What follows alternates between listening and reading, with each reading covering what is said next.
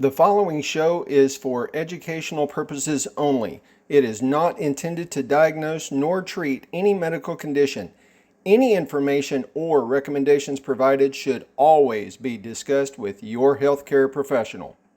Welcome to the Patient Talks. It's Wellness Week, and on this week's episode, we're going to discuss why if I die isn't the likely outcome, and we're going to talk a little bit about blackjack.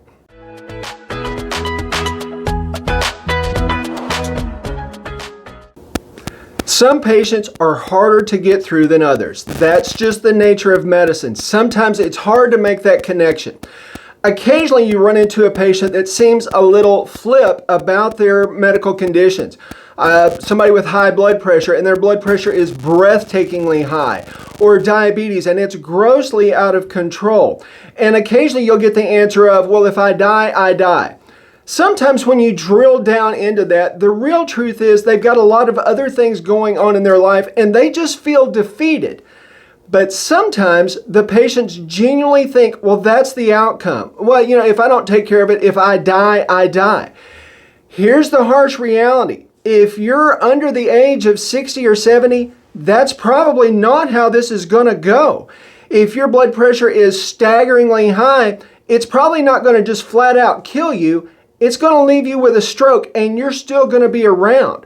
Or you can have an MI, a heart attack, and it not kill you but leave you what's called a cardiac invalid, where you just can't go anymore. The same thing applies even to smoking. Everybody's like, well, if I get lung cancer. The truth is, you're probably not going to get lung cancer. Your risk goes up significantly, but that's probably not what's going to get you. Instead, you're going to end up with COPD, emphysema, and you're stuck being on oxygen for years. One of the things I'll tell patients when they say, if I die, I die, my normal routine is, you have this image of somebody's going to turn off a light switch, and that's not what's going to happen.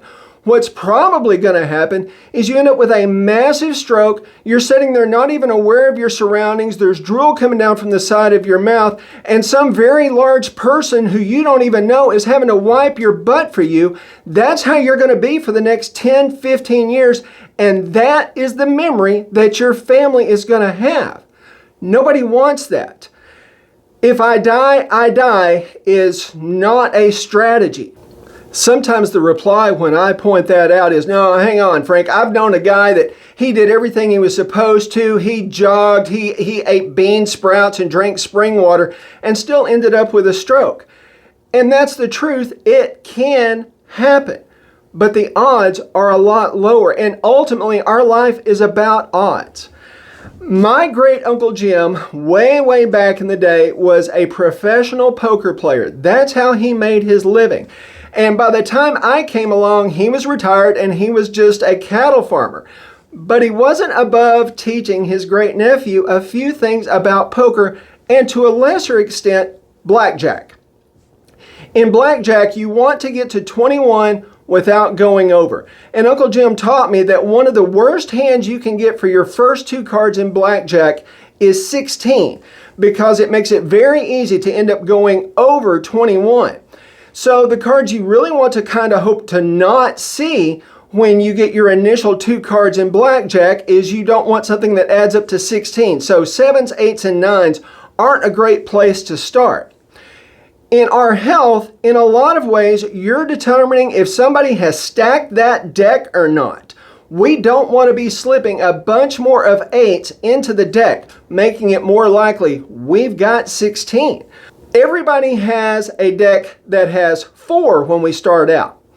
Maybe there's some things you can do in your life that can decrease the number of 8s in the deck to 3, maybe even 2.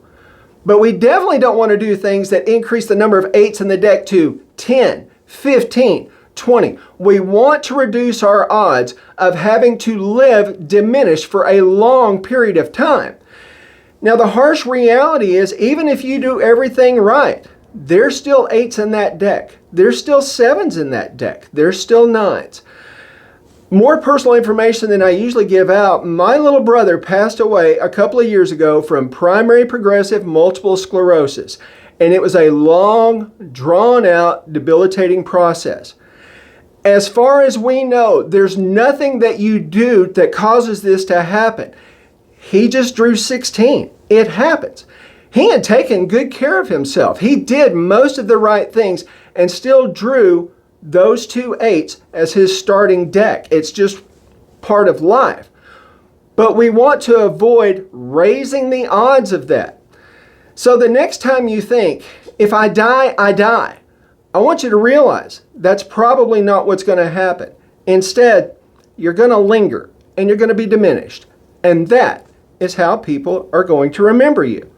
So let's see how many 7s, 8s, and 9s we can get out of that deck.